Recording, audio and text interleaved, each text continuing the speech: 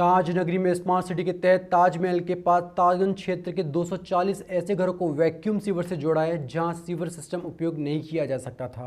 लो line area होने के कारण सीवर की समस्या में काफ़ी परेशानी आ रही थी, जिसको दृष्टिगत रखते हुए नगर निगम द्वारा वैक्यूम सीवर की शुरुआत की गई है। ताज नगरी का वंशजों को अब सड़क से नीचे घर होने की वजह से सीवर सिस्टम में आ रही परेशानियों का सामना नहीं करना पड़ेगा, क्योंकि लो लाइन एरिया में स्मार्ट सिटी द्वारा 240 घरों को वैक्यूम सीवर के सिस्टम से जोड़ दिया गया है, जहां सीवर सिस्टम उपयोग नहीं किया जा सकता था।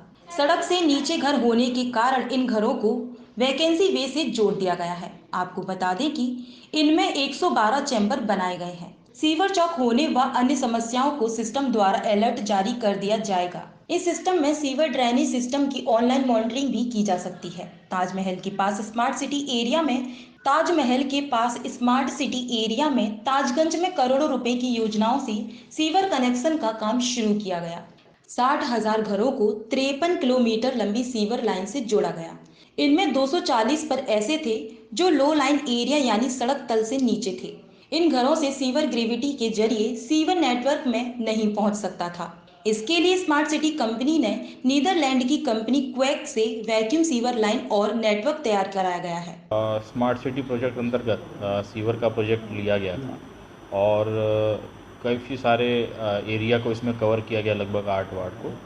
तो जो ट्रेडिशनल सीवर है वो ग्रेविटी जो है उसके ऊपर काम करता है, परंतु क्या होता है कि कई बार हमारा जो एरिया है वो अनड्यूलेटिंग होता है, अनइवन होता है। उस कारण से जो लो लाइंग एरिया है वहाँ पर सीवर की फैसिलिटी देना संभव नहीं हो पाता है। तो ऐसी जगहों के लिए तकनीक विकसित की गई है जिसे वैक्यूम सीवर कहा जाता है, जिसमें वैक्यूम पंप्स के सहायता से सीवेज को एक आउटफ्लो दिया जाता है।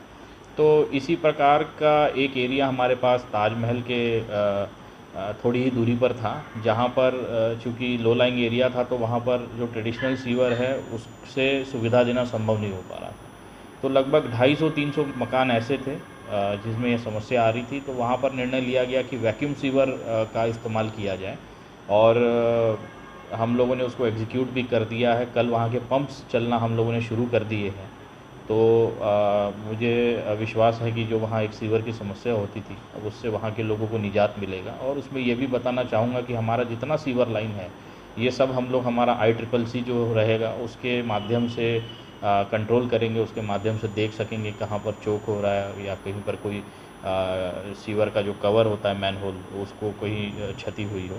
तो इस प्रकार से एक नई पहल आगरा में हम लोग लेकर आए हैं और विश्वास है कि इससे जो है लोगों को बहुत ज़्यादा सहायता मिलेगी। ये पहला वैक्यूम सीवर है, इससे पहले भी कोई वैक्यूम सीवर बनाया गया? देखिए, हमारी नॉलेज में तो उत्तर प्रदेश में कहीं पर अभी ये टेक्नोलॉजी आई नहीं है। तो हम लोग शायद पहला स्मार्ट सिटी है या पहला शहर है आगरा जिन्होंने ये तकनीक यहाँ पर इम्प्लीमेंट की है।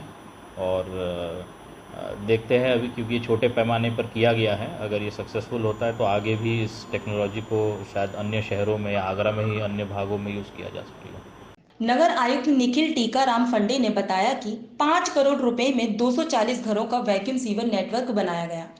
इसके लिए जो चैम्बर बनाए गए उनमें सेंसर लगाए गए हैं। वैक्यूम सीवर नेटवर्क चौक हो जाने या अन्य समस्याओं पर सेंसर अलर्ट जारी करेगा।